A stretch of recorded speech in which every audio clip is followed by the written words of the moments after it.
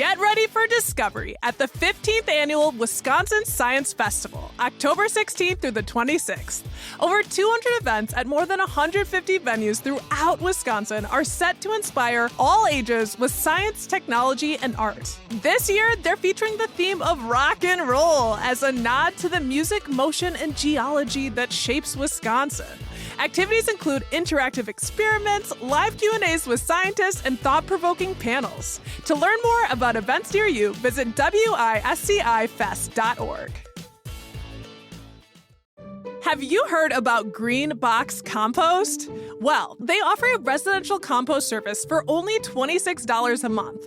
They compost all food scraps, including meat, dairy, even bones, and certified compostable products. They come to your doorstep, take your scraps, and give you a fresh bucket each time. And then you can receive back compost that you helped create twice per year. Visit withgreenbox.com today and use code MM25 for a free month. This is CityCast Madison. I'm Bianca Martin, and here's what Madison's talking about.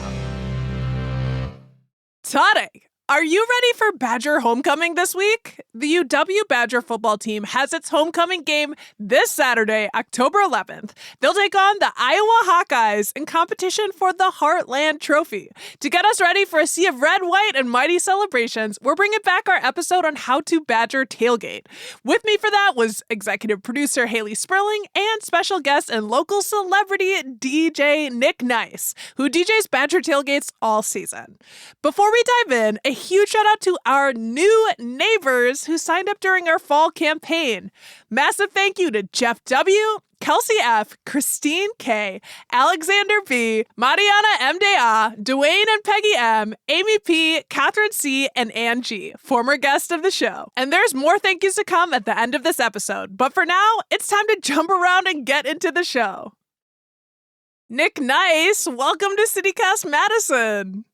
How's it going, everybody? Good. It's so fun having you, Nick, because we're old friends. Yes, we are. I know. I was talking to Maceo last night, my son, and telling him how I was going to be on your podcast. And he's like, oh, I remember her. So, yeah, he remembers meeting you. Well, and you're always on stage a lot at events that we're at, too. So I'm always like, that's Bianca. You know, he knows your voice real well.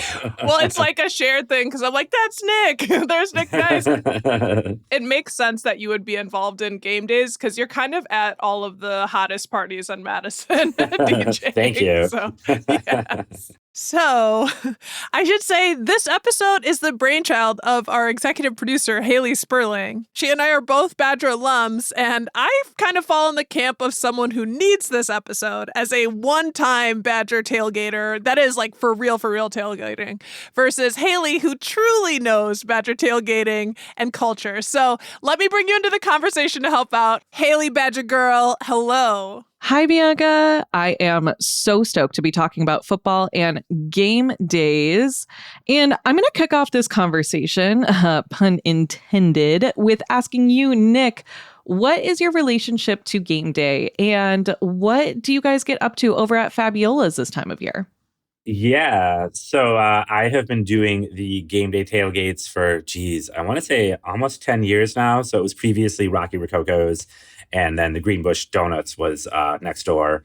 So when I started, it was pizza and donuts. We had cops next door. Cops get free donuts, So that was a whole thing. I had a lot of my friends on Snapchat knew that I would send them many photos of various cops eating different types of donuts and talking about said donuts. So it was like good vibes. So then, as most of you know, Sam Brown, the owner of Rocky's and now Fabiola's and Leopold's, he owns the building, then he opened Leopold's, and then Fabiola's opened up. And obviously, we're not going to stop doing the tailgate. So it's been a matter of kind of just reinventing things a little bit. But yeah, so been down in the heart of the madness, if you will, for quite some time now. And thankfully, like our tailgate's a little bit more, how can I put it? Not as crazy as some of the other ones. We don't, there's no off-duty cops working security. Like it's real festive. It's got a more of a I guess you could say family vibe, Wisconsin family vibe. I think somebody from another state might come here and be slightly horrified, but That's true for a lot of Wisconsin traditions. I'm not going to lie, because I'm from Minneapolis originally. And when I first came here as a student, I was so excited for game days. But then I was like, these kids are drinking with their parents. Like, is that allowed? And it's very normal here. It's very normal. One of my favorite things that seems to happen every week at our tailgates is there's relatively young children. We're talking like kids that have maybe just learned how to walk. So they're, they're a little very wobbly, much like drunk people. And so what often ends up happening is they end up having these hilarious dance battles, usually because I play at halftime. So it's great. It's like, again, in another state, Child Protective Services might be called, but here it's just good old innocent Wisconsin fun, no big deal. I love that. Whether you're a drunk adult or a toddler just learning to walk, there is fun to be had on a game day. And that's what this conversation is all about. And dancing. Yep. I want to dive into some of the different neighborhoods when it comes to tailgating, because longtime football coach and athletic director Barry Alvarez once said of game day, quote, "It's not just a football game, it's a happening. It's not just a stadium, it's the neighborhoods, it's the parking lot, it's the whole community. They're into the game." And I think that sentiment just rings so true for the entire community. And I think for me, like, the different neighborhoods in Madison kind of tailgate in a different way. And so you spend a lot of your time on Regent Street, Nick. Like, how would you characterize that part of town? Because I have thoughts and I'll share them, but I want to get your take first. Well, I actually grew up in the Vilas neighborhood. And so as a kid, I would sell parking spaces. We were a little bit far from the stadium, so I couldn't sell like premium spots, but we still, would sell out wherever I'd park everybody in our driveway. So I'm well familiar with that neighborhood and the tailgating traditions. When I was a kid, I'd go to all the games with my mom or dad, and we used to go to a tailgate that was where the pizza pit is over there in that little like corner lot. There was a tailgate run by Stoddard's Meats, and my middle school principal was Mr. Stoddard, and so he would always be like manning the grills, and the tailgate just had a really like fun, friendly neighborhood vibe. A little rowdy, but nothing crazy. So the tailgate that I do at Fabiola's, I feel like it's very similar to that vibe. There's just a whole sense of camaraderie. People come through that have either grown up there, they're back in town for a game. So the whole Regent Street neighborhood, to me, it's something where people come down, and a lot of times, people bounce from tailgate to tailgate. And, that seems to be a pretty common tradition, especially if it's a nice day. They can't get enough. Yeah, can't get enough. Exactly. When I come down West Wash. So that's, more students and people.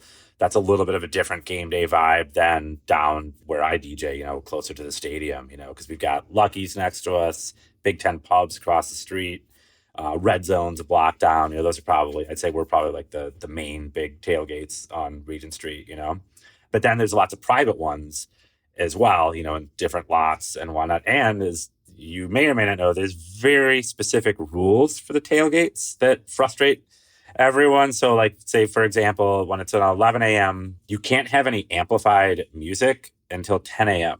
And so what ends up happening for these 11 a.m. games, and nobody really knows this, because all of the college students and everybody else, they got their music on since 6 a.m. So it's not like it's a quiet neighborhood. But for whatever reason, there's this rule in place. And so what always ends up happening, our capacity is about 1,200 people in the parking lot. So, you'll have all these people standing around staring at you like, why aren't you playing any music? And I'm like, because I can't, and because I have to get there early to be set up. So I'm just there doing nothing for an hour, basically.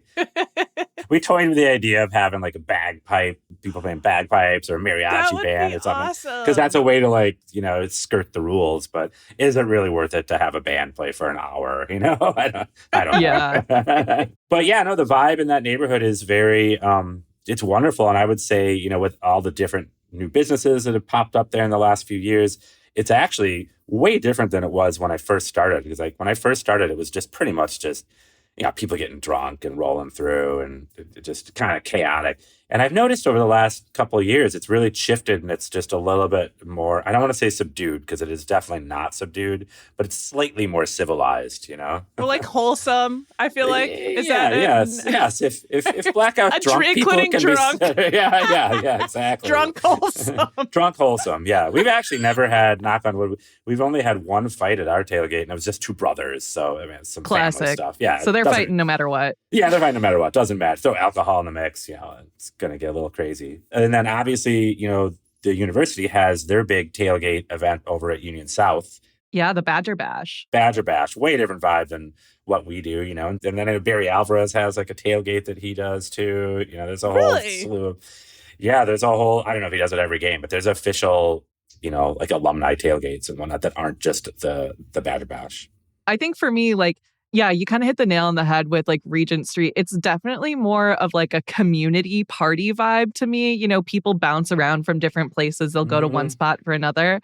Of course, there's always happenings on State Street, right? I feel like that's a big spot for drinking age students, but also out of towners who just kind of happen to be around for the game. Maybe the game is not their top priority, but they're excited to be there. Maybe they just had brunch at Lucille, or they walk the farmers market and they want to be around. It's people are out there drinking, but it's not as wild and crazy.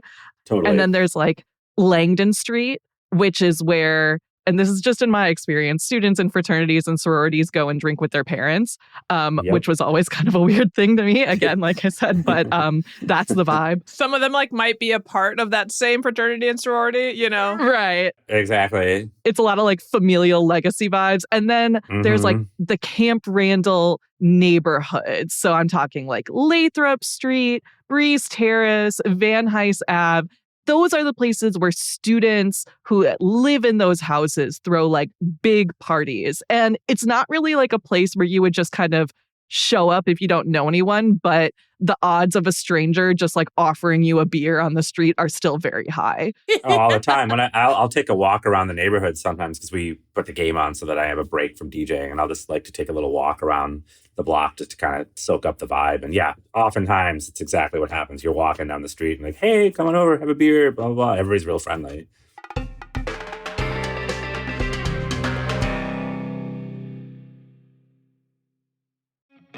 Remember that weird sound your furnace made last winter? The one you hoped wouldn't get worse? Hope's not a great heating strategy. Not in Wisconsin. By December, the phones ring nonstop, everyone's furnace decides to quit at the same time, emergency calls, big repair bills, long wait lists, all when your family needs heat most. Right now, Cardinal Heating is offering $1,000 off a new furnace and AC system, but only until October 31st. And there's up to $2,600 in federal rebates and tax credits you could qualify for, but those expire at the end of 2025. This isn't just a deal, it's peace of mind. When it's 5 degrees outside, you'll be warm and relaxed because you took care of it now. Visit cardinalservice.com and schedule your free estimate. The last good deal of the year is right now, before the cold, before the panic, before prices rise. Cover girl, you better work. Tickets are available now for St. Vinny's on the Runway, St. Vinny's thrift store's first ever fashion show. I know, that's coming up on Wednesday, October 15th from 5:30 to 7:30 p.m. at the Madison Youth Arts Center. Get your tickets today at svdpmadison.org/event/st-vinnies-on-the-runway. The event will be an evening of fashion, fun, and community, aka a ball.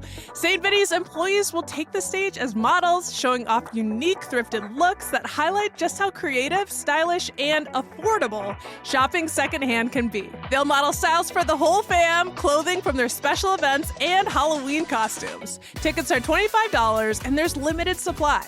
The assignment, come dressed in your favorite St. Vinny's outfit. Show off your best thrifted finds.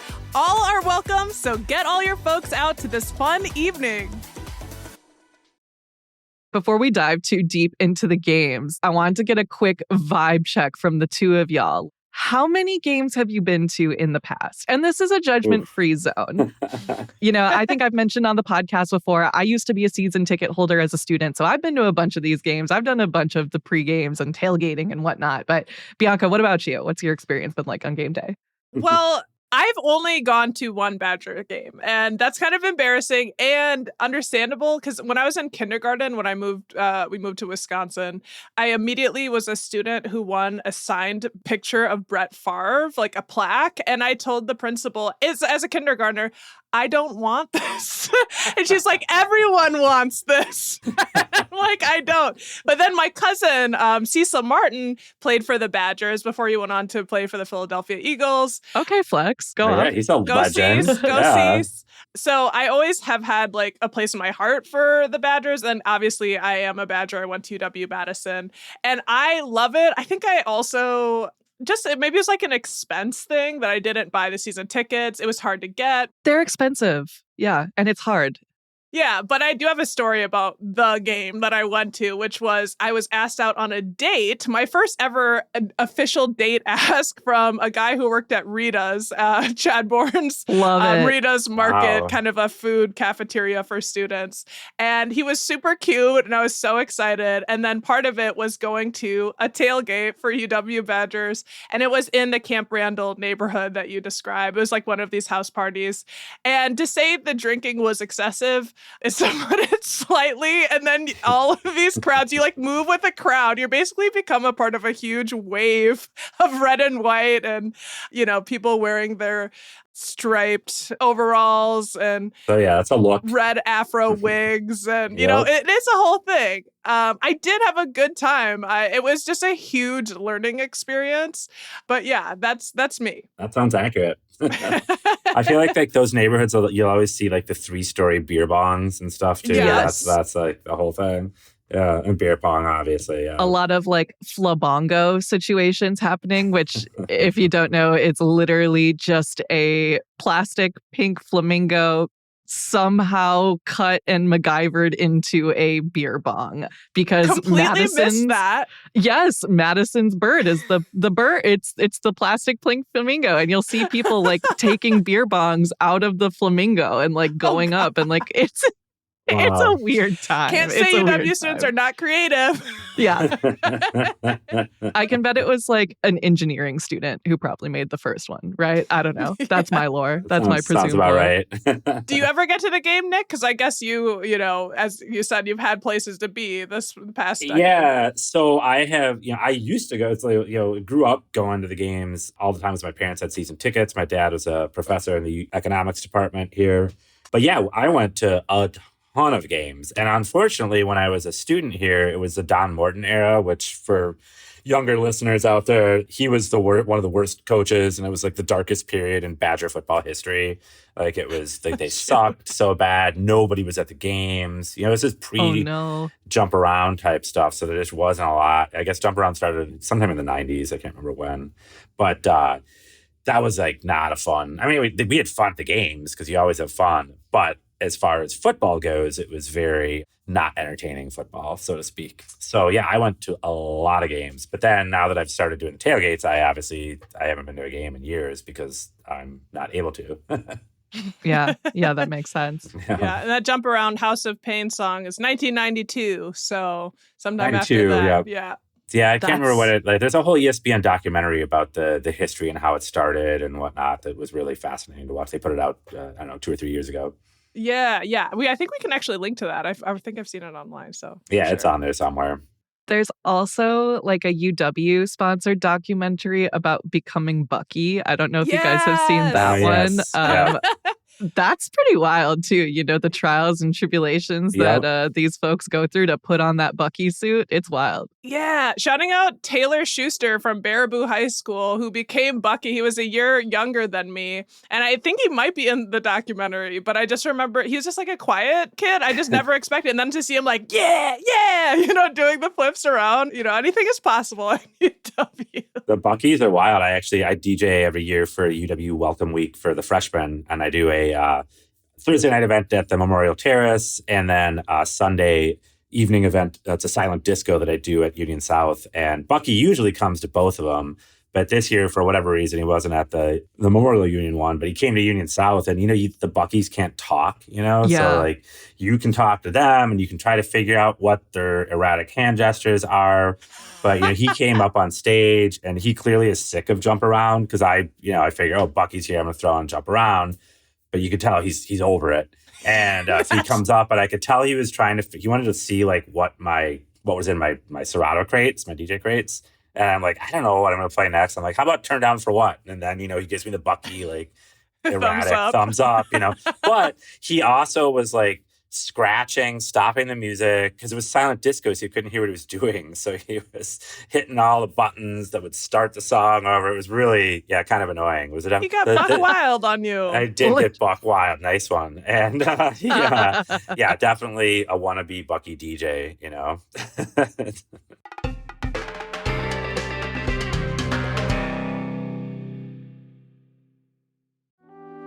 Y'all, it's time. Time to invest in some good tea and vibes for this cozy and reflective fall season. A great place to check out is Telsan Tea, located in downtown Mount Horeb. They offer over 160 flavors of tea and herbs, and the different ways to make it. Their store is full of rich smells with tea samples to open, explore, and see the beautiful colors and ingredients. It's a grounding sensory experience. Speaking of experiences, they've got events, including a tea blending workshop coming very soon. On Saturday, October 18th and Sunday, October 19th, you can attend their Make and Take Chai Drop-In Workshop. It's a hands-on workshop where you'll learn how to make authentic chai from scratch, using traditional spices and loose-leaf tea. Each ticket includes your very own batch of freshly made chai, a tea tin, labels, and recipes. Tickets can be purchased in advance or at the door the day of the workshop. If you want to register or shop, head to telsan.com. That's TELSAAN.com. Well, sometimes maybe Bucky's not into the game, not into the sport. And, that goes to say, too, like, Totally. There is a big population of folks who don't watch football and who aren't into the sports. And for me, my biggest tip is to tell people that during Badger games, during Packer games, during any of these big drinking events where people are out and about, like, that's a great time to go grocery shopping, right? Because everyone else is gone. Mm-hmm. It's also a great time to, like, hit up local trails, right? One Reddit user told me, because I put out a call on Madison Reddit to be like, how do you tailgate? What do you do? And one person told me that they like to go running down the Southwest commuter path in the morning just before it gets too busy and like watch everyone get set up and just embrace all the fantastic vibes, kind of that calm before the storm situation. So I love that. Yeah, that's a good way to deal with it. Yeah, it's one way. I mean, Bianca, like if you haven't gone to that many games, is there anything that you love to do on game day, like while other people are out and about? I mean, I just, I'm losing my UW cred, but I'm just not paying attention the way I should. That might change if I was incentivized in some way. But I love watching it. Like if it's on, I'll go to a bar. I will be a part of the fun. Like now I'm going to go check out McNice's party over on Regent Street in front of Fabiola's. Always fun. We can actually get a lot of people that aren't super sports people at our tailgates because I play music videos during it. So that seems to go over really well because it's, there's nothing better than having some beers with some friends and watching videos and everybody's dancing. And obviously we have the game on when the game is going, but before the game, we're like, we're just going to make it more of a party vibe. So we get a fair amount of people that are more of the casual fan, if you will, Yeah, and I might be in that moment of my life, like would just like turn it down mid. Right. I would love a brat and beer and I love fall, so the cozy vibes of getting your sweatshirt on and being in community. Like it might be something I get more into. What about you, Haley? I mean, at this point. Well, it's so fun. And for me, there are just so many traditions that I love about game day. And you don't have to really get into the football. Because for me, again, I went to a bunch of football games. I didn't know what was going on. You know, I knew like Russell Wilson was there, and now we get Sierra, and I love that. Yeah. But like there are so many awesome traditions that just make it so much fun. You know, we mentioned Jump Around. Of course, there's Bucky's Fifth Quarter, Singing on Wisconsin, Build Me Up Buttercup, the Great Student Section Race, which we mentioned in a past episode. So there's just like so many ways for people to get involved. And like you said, Bianca, like it really is just a showing of community. And school friggin' spirit. Yes. And I love the family component. Mm-hmm. I'm like Miss Disney over here. But I do like that, you know, I think I was downtown, maybe at Maduro, and 3 dads were alumni. Like they've been friends for 3 decades and they're still coming back to the game, and they moved to Minnesota and Michigan, and, you know, but this is still something that they can gather around, and I'm here for that. Like It's a bonding moment. I have some friends that live out in San Francisco, and they always fly back for 1 game a year. I can pretty much stereotype every Big Ten fan base just because I've done the games long enough. Now you learn to know like which fan bases are a little more friendlier than others, which ones tend to be a little bit more aggressive. Can you give us some top lines? Yeah, I can 100%. Yeah, Ohio State fans are definitely like hands down the worst fans in the Big Ten. I think everybody will agree with on that. Like the only time we've ever had any kind of tension at our tailgate is when Ohio State comes here. But on the flip side, Iowa fans, fantastic. Always have a good time. Nebraska, same thing. Illinois, Northwestern, Purdue, Indiana, they don't really have like the best traveling fan bases, so to speak. But Minnesota is always a good time too. The Gophers. The Gophers, yeah. Yes, the Gophers, they're Gophers. Yeah. Go Gophers. It's, you know, what's fun is when we have these early season games and you're playing these schools that you've never heard of, you know, because they're just coming in to get payday. But there's always a few fans that come, and they always end up gravitating to our tailgate for some reason. And you end up meeting people and having great conversations with them. And, you're kind of an ambassador to of Madison. So you're trying to show them a good time. So that's the thing that I like about the tailgates is the camaraderie of it, and how the good side of sports is that it can bring us together despite our differences, you know? Yeah. And I think we're a standout. Like UW really does go all out in our spirit. And it is something to witness. If you're new, I'm excited for you to see this. And if you're new and you don't want to see this, as Haley said, go grocery shopping, make the most. It's a great day. Yeah. If you're not into football, it's definitely a great day to get other things done. You know, I've certainly become an expert on college football just from watching all the games. And then part of it too, you know, you got to kind of make small talk during the game. You're hanging out with people and they might not be aware of where they are. So, you know, and so the one common thing though, they can certainly chat football in that state of mind, which is kind of hilarious. So that's sort of a way to like bridge the gap between everyone. Like, all right, you know, like you might be a little bit too hammered right now for any other thing, but we can talk football and we'll get along. It'll be great. I love it. I'm ready to go to a football game. I don't know about you guys. Bianca, we're going to get you out there. I'm ready to tailgate at least. It's fun. You don't even need to go to the game. There's people that actually just go to the tailgates. They just bounce around because, you know, you can watch the game and it's cheaper. And so true. You got bathrooms right there. You got food. You got everything you need. So, yeah, I always tell people the best way to experience a game day is just come in the neighborhood and bounce around and really soak up the vibe of the Regent Street neighborhood. Jump around. Jump around, Regent. Amazing. Well, Nick Nice, thank you so much for joining us on this amazing tailgate conversation. Thanks for having me. It's been wonderful chatting with you both. That's DJ Nick Nice and executive producer Haley Sperling. If you want to learn more about Fabiola's Badger Tailgate and DJ Nick Nice Badger-gating it up, head to our show notes for a link.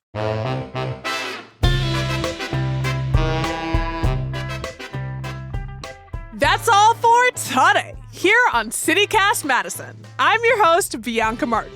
Don't forget, you can support the show and get great perks by becoming a CityCast Madison neighbor at membership.citycast.fm. Want to give a big shout out to all of you new neighbors who just heard the call and joined up during our fall membership campaign. As promised, I've got more people to thank. Thank you, Michelle J., Tara Lynn D., Taylor G., Laura S., Kelly F., Abigail S., Patricia W., Daniel K., Brianna G., Vicky T., and Barbara W. Boom, boom, boom, boom. So many of y'all joined up. Thank you. Thank you to all of our current members. And hey, if anyone listening enjoyed this show, why not share this episode with a Badger fan or someone you know who's headed to a Badger game and have never gone. Alrighty, we'll be back tomorrow morning with more stories from around the city. Until then, take good care. Thank you for listening and have fun jumping around.